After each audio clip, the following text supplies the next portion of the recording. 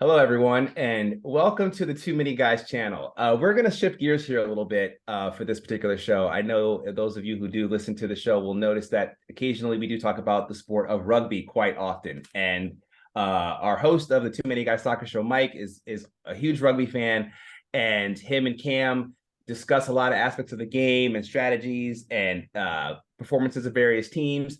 But as you probably have noticed, if you have seen those shows, is I am not the most familiar with the inner workings of the game. It is a game I thoroughly enjoy. I thoroughly enjoy watching it. Had it been something that was around when I was a child, I probably would have tried to have played, even in my slight narrow frame. I saw that there's positions of guys who are smaller than me who still have quite successful careers. And so we have our resident rugby player and expert here, Celtic Cam, who I'm going to call him Scotland Cam today. And I can call him unfairly treated Scotland, considering the way they worked out the groupings prior to this Rugby World Cup. But Cam is going to go through some basic rules and just basically answer my questions. So any of you who are interested in learning more about how this game works will hopefully will listen to this and appreciate it. And I know personally, as a huge gridiron football fan, I gravitated naturally towards rugby when I saw it being played. And my first exposure to it was about 20, 25 years ago. And I was really just trying to figure out how it worked. And as we received more exposure, I want to thank NBC's Peacock channel, because they've been showing lots of rugby. I've seen rugby sevens on the Olympic rugby sevens. That was probably the first exposure a lot of people had too, with Fiji winning that gold medal. And seeing how fast that game is. And that game made a bit more sense. It was a bit easier to follow. But then you got Rugby League, which is 13s, and then Rugby Union, which is 15s. And so there's lots of different ways, but I know the general rules are basically the same. So Cam, welcome, and thank you for joining me for this show. I've been really excited to do this. We've been planning this for quite a while, but of course, as usual, life gets in the way. But I'm glad you were able to come on me. So thank you for coming on. Yeah, no worries. I'm really excited for this. Excellent. Excellent. So let me just start with this. When did you start playing, and how, for those of you who don't know, Cam was actually born in Scotland, born in Edinburgh, right? Yep, that's correct. So of course his family is going to be much more familiar with this than me, who was born in San Diego. So Cam, how did you get into rugby? What was your exposure to it when you were growing up, and when did you start playing? Yeah, so this might be surprising, but a lot of the men in my family played rugby at one point or another. My dad played rugby. He actually spent his whole rugby career as a hooker, which we'll get into, the positions. But I started playing it early high school. My high school wanted to start a team, and they wanted some people that kind of had some experience, or at least knew basically what rugby was. So as soon as I heard that they were starting a rugby team, I threw my hands up immediately. I got right into it immediately. I, again, as kind of, Stead was saying, I'm not the biggest guy in the world, You're but bigger than me. when it comes to rugby, that's the beauty of it, though. You can be the biggest guy in the world, and you can be the smallest guy in the world, and yet you can still be a high performing rugby player. So I spent about 4 to 5 years playing rugby in leagues. And now that I'm older, I'm a little afraid to play it. You get kind of creaky at this Yeah, age, sort of thing. absolutely. You start to get Absolutely. creaky. Yeah. But I still love watching it, and Stead said I'm a big Scotland fan. But yeah, those, honestly, in terms of sports, I played a lot. So I played everything from soccer, rowing, baseball, you name it. I played it over here. And Yeah. rugby was by far my favorite sport. Yeah. Yeah. I think I would have really enjoyed it. I mean, I played I wanted to play football, but I was probably the only kid where the football pants were a little bit too baggy for me, because I was just that slight when I was a child. But yeah, basketball, baseball. I was big into soccer. I ran track, martial arts. I was really into martial arts. I'm still into martial arts. That's probably the reason why my elbows don't work too well right now. But yeah, absolutely. And this was just, of course, another game that I love games. And my son was in martial arts, and he actually asked if he could stop because he wants to do something with a ball. So and I should have known that my son's first word was actually ball. So this is probably one of the few sports he likes to watch is rugby and football. And you brought up how there's size differences of every player on the field. And I think that's a misnomer in the United States, where we see rugby as just all the guys are big. But those people who are American football fans know a lot, or gridiron football fans, excuse me, a lot of the guys aren't very big. I mean, your skill position guys, you got guys who are 5'10", 165. I mean, that's not the biggest guy in the world who are excelling in various positions. So there's lots of aspects of the game that allow for a variety of body types. But I will say this too, I think much more so about rugby than maybe gridiron football, is the women who play the women's game in rugby is one of the closest I've seen, as far as just the game seems to flow exactly the same.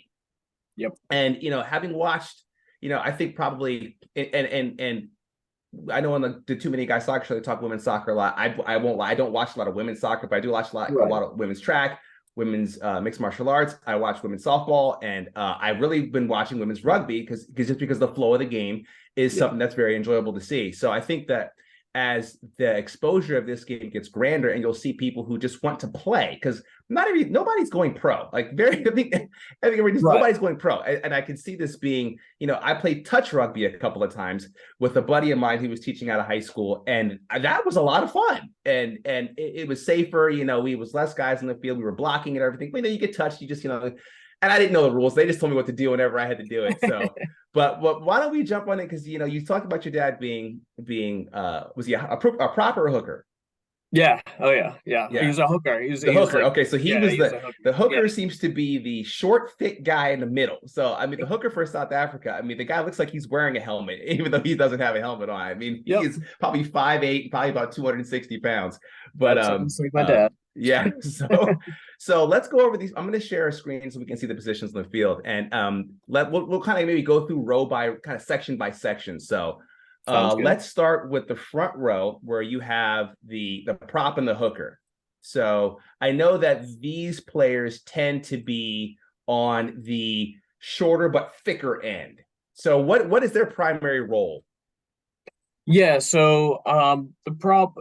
So essentially, the first row is like the heavyweights. These are the big guys. So they're not so useful in like a lineout, but they're made for a scrum. So oftentimes you'll see the hooker, and we'll get into this, laying up the lineout. They'll be throwing the ball in for the lineout. Okay. These are the guys that are like, their cardio is not totally there, but their muscle is just absolutely insane. Just absolutely insane. Okay. These are the heavyweights. Yeah. Okay. So when I see the second row guys, it's like you have to be 6'7" to be a second row. So these seem to be the really tall guys. So how does the second row play? Because I see them, they do carry the ball a bit, the second row. Probably much more. I see the hooker or the prop, they sometimes carry the ball, but I see a lot of these guys carrying the ball too. Yeah, so these guys are what we call the ground and pound guys. They're the ones that are making the phases continuously. If you want someone to really and we'll talk about phases. I know I'm introducing all these different terms. Okay, let me stop you there. Should we talk about that and then come back to positions? Would that be a better way Maybe to do let's it? do that. Let's do that. Yeah. Those of you who are listening, I apologize. We'll come back to these positions, and again, we'll come back to the second row. I think the hooker and the prop is kind of like that's pretty self-explanatory in a way from what you said. I think we'll be able to get that. But let's go ahead and go to some of the things that happen. So let's start here with try and conversion. So I'll share my screen and we'll go to a try. Just what is a try?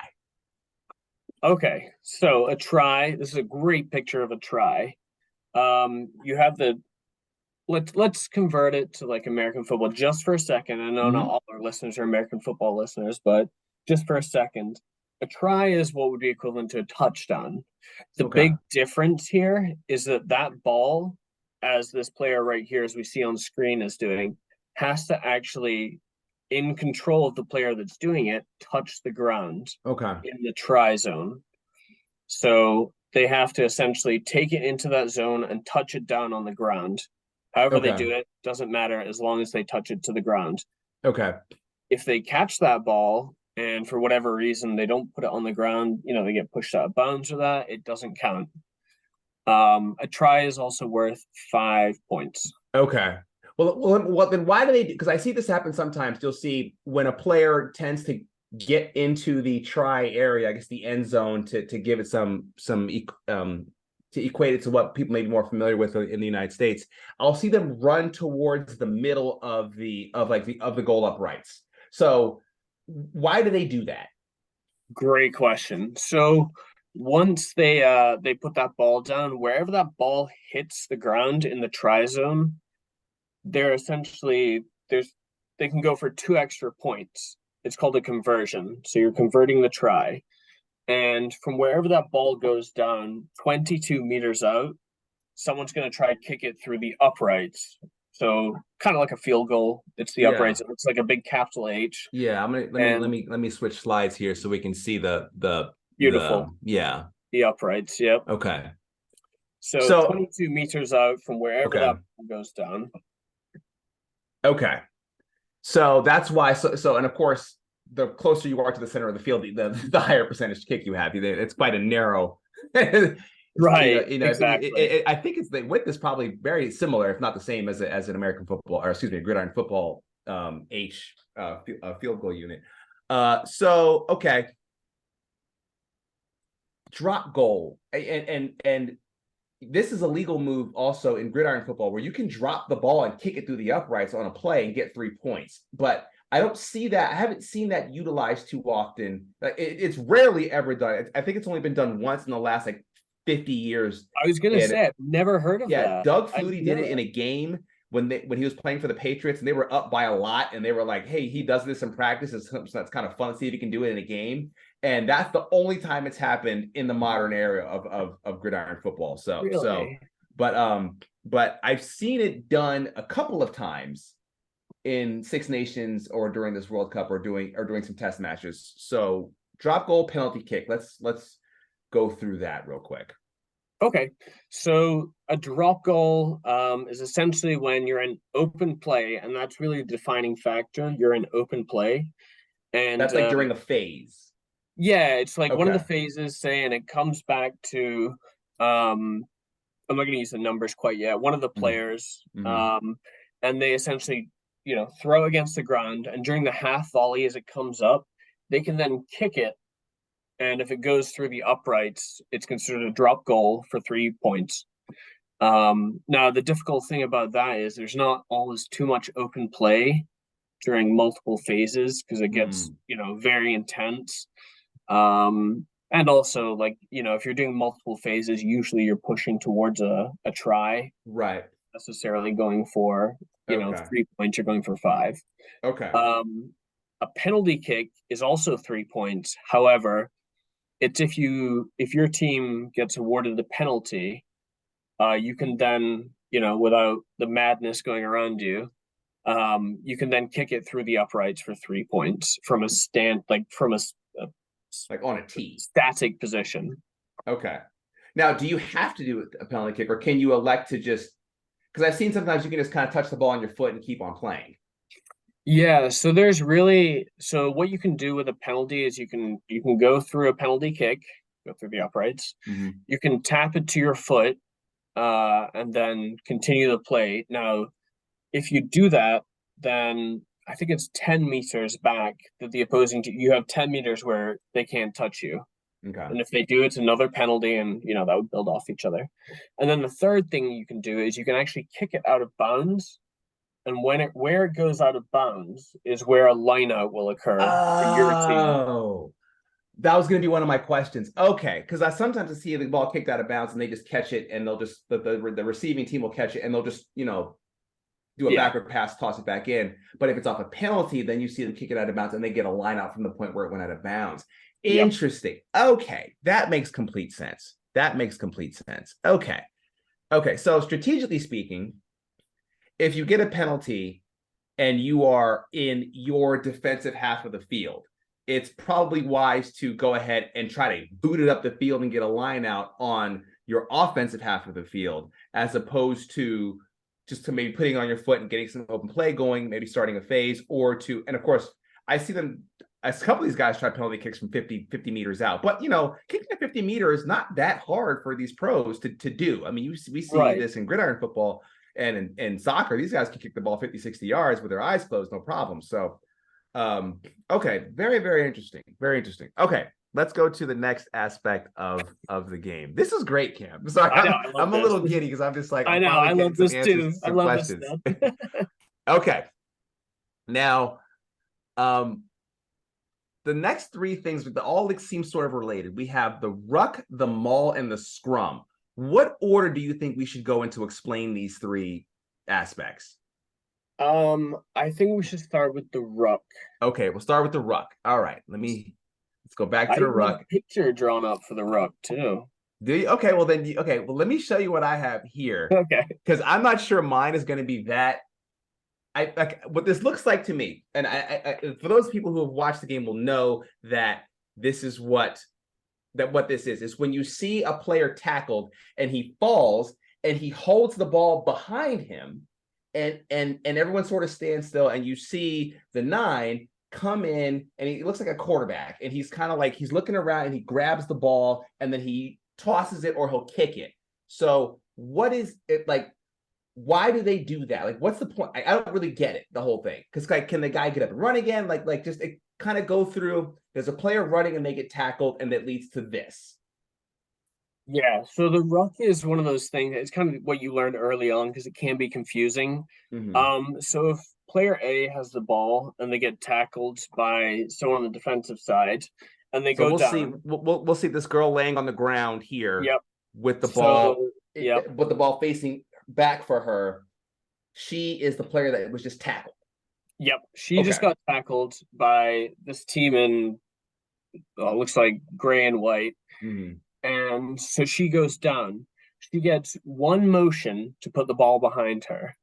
So she can essentially, she got tackled from the front, she went down to the front, she can flip to her other side and then what's called present the ball. Okay. So she's presented the ball at this point in time.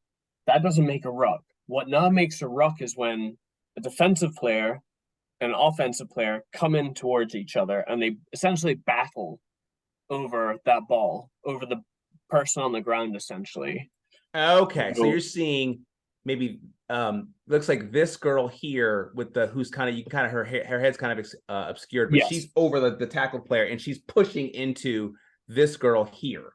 exactly. Okay. So the girl on offense is protecting this ball and from the player on defense who's trying to go over. So the player on defense can go pick up that ball. They can, however, they have to do what's called going through the gate. Yeah, Okay. it gets even more interesting, Stead. Okay. So I drew a picture because this can be a All right. weird Let's show your picture. element to it. Yeah. So We this got to get it really close to the camera and is it coming out? there it is. Okay. Yep. Okay. So the gate is created by the length of the person on the ground. So they can't go around and grab the ball. They cannot go around the gate. Okay. So I always wondered why they didn't do that. from the tips of the toes to the top of my head, if I'm on the ground with the ball presented, if I'm curled up in the fetal position, or if I'm straight out as tall as I can be, that's the gate. And they can Okay. only come in the length of my body from either side. Oh. So a lot of the Okay. time you'll see in professional rugby, like the legs will be screwed up in and the ball will be out because they want Yeah. to create a small gate because they want to have that choke point. And then you hear of the clear out, and that was when an offensive player will come in and literally clear everybody out. Because Yes. if you're unfamiliar and you're watching uh um a defensive player get cleared out by an offensive player, and they don't even get mad. They just get up. And they're like, oh, Right. and I'm like I thought the play was over. You just got creamed. Right. But it's just they're almost like they're expecting to get cleared out in a way because they know that's what the offensive players who are supporting the player with the ball are going to do. Okay. Exactly. Okay, so that is a ruck. So they could So a penalty can occur if the player does not present the ball, or like what? Because I forgot what they say. Yeah, Release. He didn't release or something like that. Is that what it there's is? a lot of penalties that can occur from the ruck. Okay. So one is, for example, player not releasing the ball. Okay. So say for they get tackled, they try to present that ball, but the defensive team came over, through the Oh, gate, and they laid right. themselves on top, and that ball is just, an offense did the same thing. They tried to clear them out. Like, Okay. So if yes, she's yeah, let go of the ball, so she doesn't have it. right. So had she still held the ball, then that would be she didn't release the ball and there would be a penalty. If she didn't release the ball and say for example the nine was like trying to get it out and she wasn't able to get it out, yes, Uh-huh. exactly. Okay. And then there's also hands in the ruck. So someone I've coming in heard from the that too. Yeah. sides, like trying to take it from the sides or like preventing it from being released by coming in the side, that kind of thing. Okay. Um, there's a whole lot of different. Now, one thing to take into account, you see that back foot from the the other foot on her body. Here? Yes, that. Okay. Her foot right there Uh-huh. essentially creates the offensive line. Okay. So whoever's in the ruck, the farthest foot back creates that offensive line. Okay. So the offensive So players can't go beyond that line. exactly. Okay. And those who are across that line, you see those turn around, they'll just kind of run back and they'll reset. Yep. So it's not like, oh, you're across the line, you got a penalty right away. If you're not involved in the play, you can just go back and reset. Yes. Got you. Okay. Okay. All right. So should we go to the scrum next or to the Oh muck? yeah, let's go to the scrum. Okay. Or the mall, excuse me. Okay. Now, this is what everybody sees. Like this is the most iconic image of rugby union. Yep. It's the way they set up, the way they line, the way they hit, the way they push, and the noise. It's just it hits me in the chest every time. Yeah. It's so cool to see, and the way they set up. It's like with the arms, and everyone seems to grab legs, and it's the most intertwined piece of human body mass you've ever seen in a sporting event. It's ridiculous. Yeah. So what leads to a scrum? Okay, so if you're in the 22, within the 22 at each end, which is 22 meters, Okay. and a foul is committed, a scrum will occur. Okay. So, um, God, trying to think how to explain this. Rugby is like this. It's like once you know how to do it, you cannot explain it properly. Right. And yeah, well, Um, in lay terms, any given penalty. So the team that's holding the ball, that's the team that was awarded the penalty. So the penalty is against the other team. okay, so in this picture, That's correct, right? yes, yeah. Okay. Don't assume So, I know anything.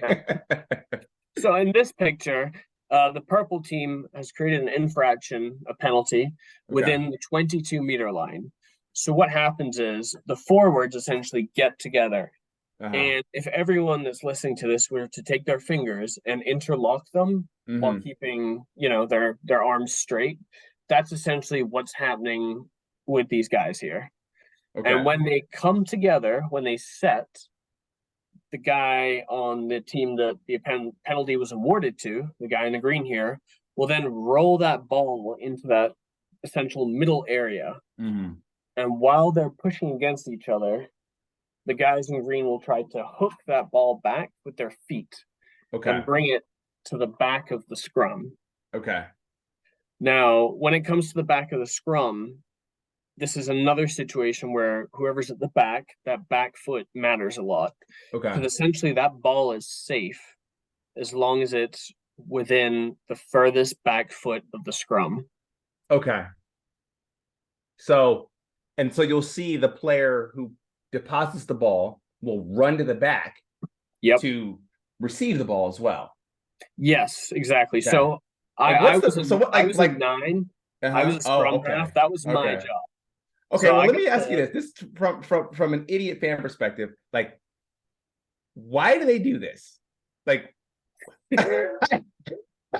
like a lot of other parts, like the ruck made sense in the game. Yeah. But if there's a penalty,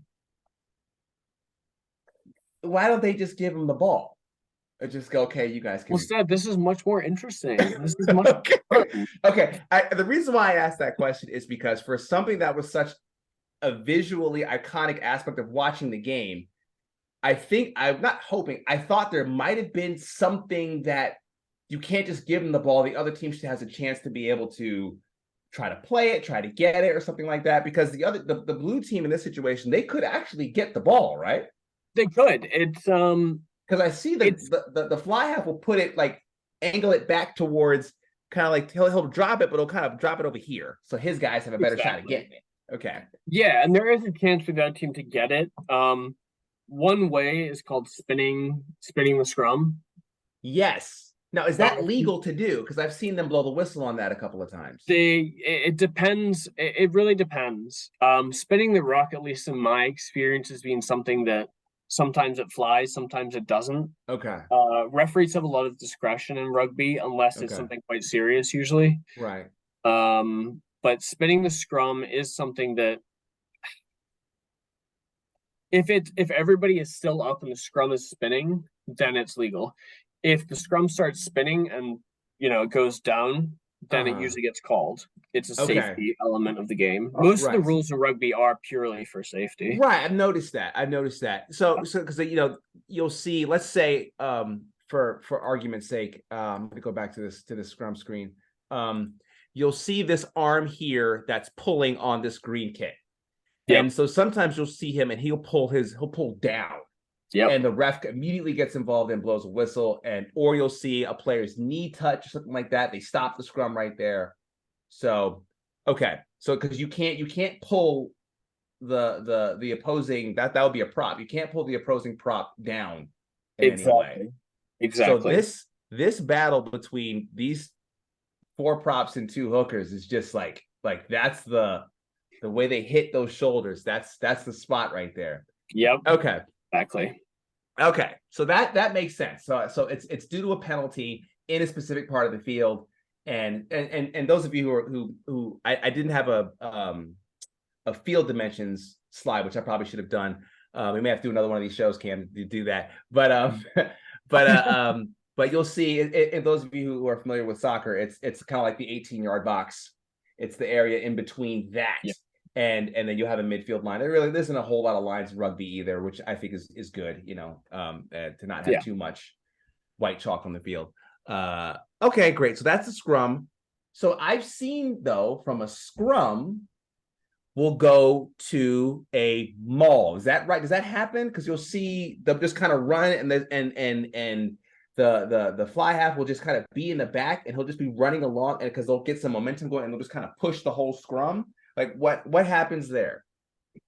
So I like to think of a maul as like a completely unorganized yet somehow still organized scrum. Yeah, okay. So a maul occurs when 2 or more players bind together, and then the other team comes in to essentially prevent that. So you've got 2 or more players bound. So like I like this picture because you see the guy in the back with his hand on the shirt. Yeah, exactly. Little forward. Him? Yeah, these 2. Okay. That would be right there the start of a maul. Okay. If these 2 guys, say the guy in the front was the guys on the same team are holding each other. Exactly. Okay. Exactly. Okay. Yeah, they're binding together. Okay. And they're creating a maul by binding together, and then the other team will come in. So they have to be on their feet is the big thing. If they go down, it becomes a ruck. If they stay on their feet, it's a maul. Okay. Easy way to kind of think about it. Okay, that makes sense. Yeah. But you see players though in front of the ball on a maul. Yeah. So is that the one time where that's kind of legal? Because I know it's not legal to be in front of the ball and be involved in a play. Yeah, you're absolutely right. Once a maul forms, it kind of becomes this like amoeba of like players going at each other. Okay. And what can actually happen is you can take the ball from the front, and sometimes you'll see in a maul, you'll see a guy in the middle who's turned backwards, and he's kind of like holding on like this. Yeah.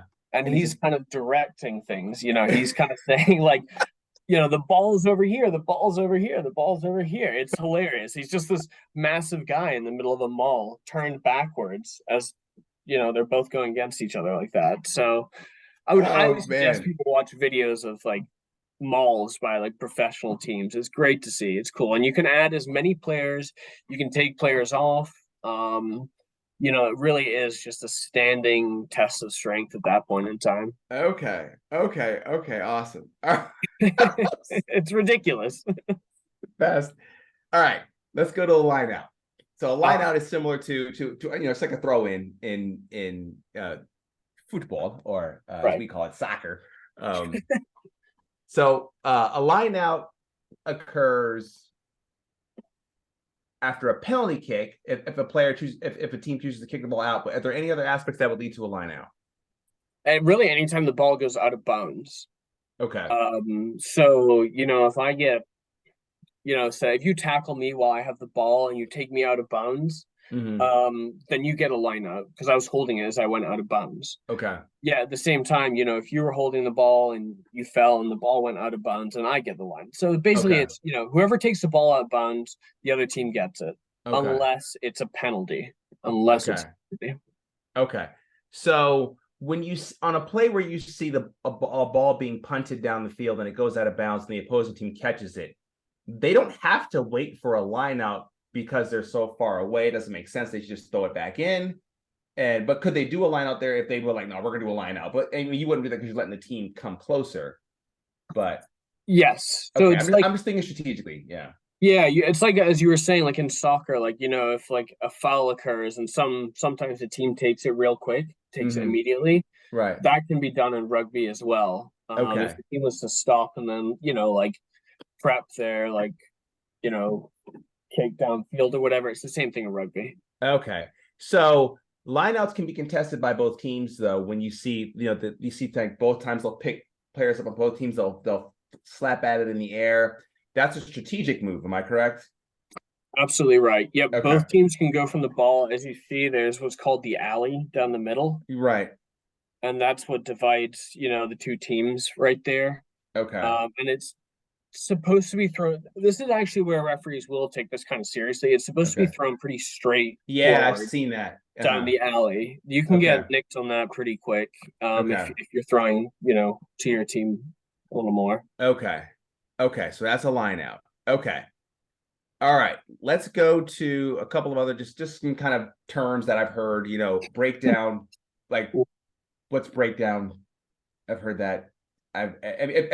Again, this is stuff I hear that I just throw on there. I'm like, is that anything that I need to hear about, or is that just a slang term that they use in New Zealand or something like that?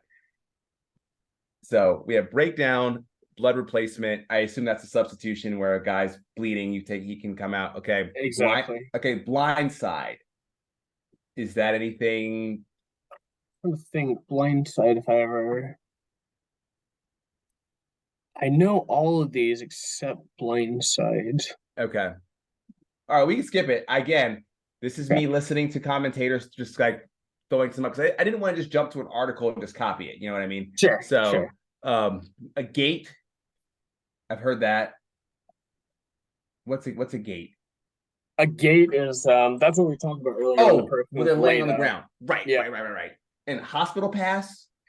You don't want to be the receiver of a hospital pass. A hospital pass is essentially like if you're passing to me and I'm a back and I've got like three forwards like a couple meters in front of me, Uh that's a hustle pass. I'm gonna get destroyed. I'm gonna get decked. There's no question like what's gonna happen. okay. And you actively in your mind were like, I'm gonna pass the can. Right. Like Okay.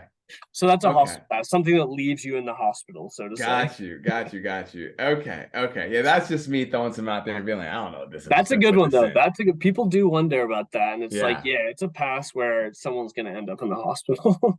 Well, another thing I want to ask you about, something that I do like is I don't really want to get into the officiating because we discussed that on the other podcast, and Sure. the level of officiating in rugby seems to be leaps and bounds above what we see in football, soccer. I would say, I think gridiron football in the United States and rugby, I think, has the best officiating you're going to see, especially with the aspect of the way the players respond to the officials, where if a player is not one who is respectful of officials, they really get creamed for. I know outside of Ireland, not sure not many people like Johnny Sexton because of his treatment of officials. And when he, I was going through Reddit, I was like, this guy was some iconic player because I wasn't that familiar, and I was like, oh wow, Yeah. if you're not Irish, you don't like that guy. So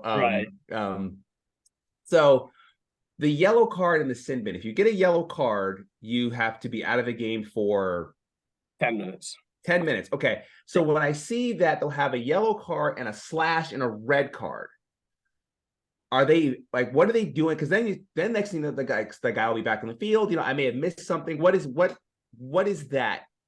Because I hear the officials talking about various things. I hear them talk to the captain like he's going to be able to come back in. If you could go through that.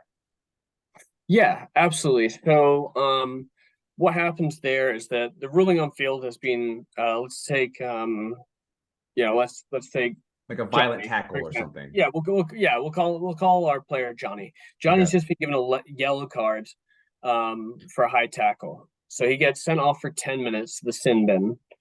Now, if it's got that red slash through it, it means that the video assistants, those video referees, have 10 minutes to decide if that tackle was enough to warrant actually a red card instead of just a yellow card. Interesting. So at any point in those 10 minutes, those assistant referees could tell the referee on field, hey, that's not a yellow card, that's a red card. You need to change that over, and he's gone the game. Okay. Well, that's great because it takes the pressure off of it. But this is why people are suggesting that there needs to be a sin bin in various other sports. They do that in hockey. I know that, right? They do, which is another game I love to watch as well because I pretty much like almost all games to watch.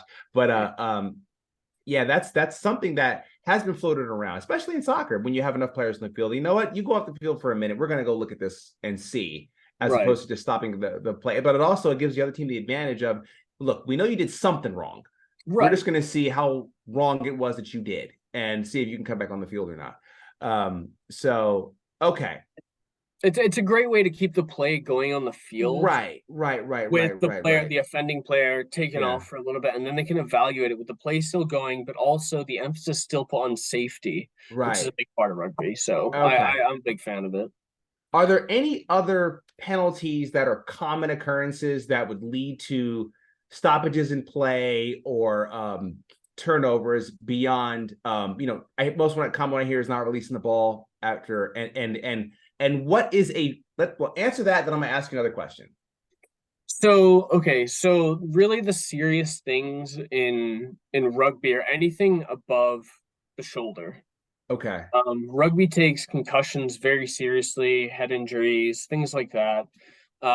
So that is something that, if the referee needs to see a replay, things like that, that will take, that'll take priority. That will stop play. There's also, and this you sometimes see, you don't see it. I saw it in one of the games the other day. Essentially, what's it called? It's essentially when, so say you're, you're passing to someone on your team, and I'm in between you guys, and I try to knock that ball forward to cause a purposeful knock on. That's also taken quite seriously. Things like that. That's what I forgot. Knock on. What's a knock on? So in rugby, you can only pass behind you and directly laterally. Like when I say directly, like if it's a degree, if it looks like it's a degree forward, if it looks like it's a half a degree forward, you'll get called for it. Okay. You can only pass backwards, basically, or directly laterally. The only time that the ball can actually go forward that your team can get it is by kicking it forward. Okay. If you perchance, throw that ball and it goes forward to one of your team members, or you just hit it forward, right? That's called a knock on, and that's a penalty. So if you intercept a pass, that's a backward pass for somebody, and it touches you and it goes forward for you, that's a knock on. Yep. Even if you weren't in possession of the ball. Correct. Got it. Okay. Yep. Anytime these things make that ball go that way. Right. Yeah. So if your hands are on that ball, you better be carrying it. Exactly. If you're going forward. Okay. Yep. I'm ready for this weekend. This game's going to make complete sense to me now. Are we going to play? I'm in. I'm in. Let's find the over 40 league, man. I'm in. I was looking for the over 50 league with my current fitness level. But you're younger than me, Cam. All right, let's go through the positions and then we'll go ahead and wrap this up because this actually, I thought this would be 15, 20 minutes and we're almost at 40 minutes now, but maybe longer than that. But this has been fantastic. I didn't even notice it. Yeah. All right, we'll go over the positions really quickly. If you can just give a brief, very, very brief, just kind of like what do they do on the field and just kind of and go through the numbers if you want, but very brief. We don't need to overdo it because I think after you explain the way the positioning and the way the game flows, these positions are going to make a lot more sense. Yeah. Yep. Let's go. Yeah, for sure. And as Stead's getting that up, one of the big things that people should know is that rugby is very cardio no matter what position you're in. Mm-hmm. If you're a big guy, if you're a small guy, it's cardio is a massive part of it. You're always running. I mean, it's 80 minutes nonstop. 40-minute halves with 10 minutes in between. It's ridiculously cardio. Oh, hold on. Well, I forgot about something. Oh, geez. What is a phase? Oh, man. Okay. So a phase is another one of these things. They were like, there's 35 phases. I'm like, what? So a phase is essentially ruck after ruck after ruck after ruck. So as soon as the first ruck occurs, that's phase one technically.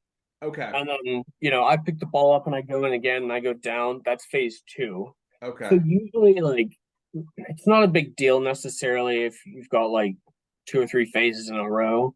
It really starts to get big when you've got like above 10, essentially. Okay. And that's, again, I mentioned this term earlier, ground and pound. Mm-hmm. When you're within the 22 of getting that try, usually you'll ground and pound. You'll just keep picking up the ball, pushing the guys up front, your hookers, your props, your second rows. You'll get them up front just to essentially try to bust through the defensive line to get that try. So a phase is essentially a ruck finishes onto the next ruck, finishes onto the next, and so. So just because you get tackled, you don't have to give, like, your team keeps the ball. Like you only can lose the ball based because you're thinking, for us gridiron fans, it's you got 4 plays. If you don't get the yards in 4 plays, you got to give, the ball goes to the other team. So you can have 30 phases as long as you don't commit a penalty. Yep. And you don't cause a turnover from a player going through the gate and getting the ball. So exactly. Okay. So when as a defensive player though, what are you hoping happens? Because I see they're looking at the ref a lot when they're getting like phase 25 and they keep tackling, they're looking at the ref. They're like, what is it what penalty are they looking for? Because I'm thinking about the end of the Ireland-New Zealand game where Ireland was pushing, but New Zealand had this look like, no, we're going to win this game. You guys aren't going to get in. And then the ref blew the whistle and they all erupted. So what were they waiting on? So they're waiting on a few things. Number one, the biggest one is probably not releasing the ball. Okay. So if I tackle you and you've got the ball in your hands and I can tackle you in a way where essentially you're over top of the ball and I can just throw my weight on that, you can turn and release that ball back. So you're not releasing the ball. You're still holding on to it. So that right there is a turnover. Okay. Right there, I can get the ball from you by just essentially making sure that you just laying on. That's why you'll see some of those rucks like with a lot of big dudes on them. Yeah, which is why you have to have the clear out. Still coming in. Yeah, which is why you have to clear out. Okay. So that was probably the biggest one. I'm trying to think what other ones. I mean, that's really because it's because I think that's what it is, because it's always kind of the same thing, and because you see your tacklers, they're hitting and they're falling and they're doing this, Yep. So they don't even worry about the clear out. They're just like boom, boom, they hit off, they get up, okay, boom, boom, yep. Look up. So okay. All right. Positions, and then we're gonna go. All right. Okay. We did the first row. And we started in the second row. Your second row were your trees, basically. Yep. So your redwoods. Yep. okay. So let's go to your flankers. Okay, so your flankers, they've got muscle, but they're a little bit faster than your first and second row. Okay. They go outside of the scrum. So they're the guys that, quote unquote, flank the scrum. So let's just say this. These three guys here, this is your prop and your hooker. Yes. Okay. These guys here are probably your second row, the guys in the row, middle there. And then you've got your flanker right and your there. flankers there. Yep, there you go. Okay, so who's back here? So that can actually be a mix of people. Okay, so that's not a set guy. It's not a set guy. It's usually like they'll stick 8 in there sometimes. Yeah. Yeah.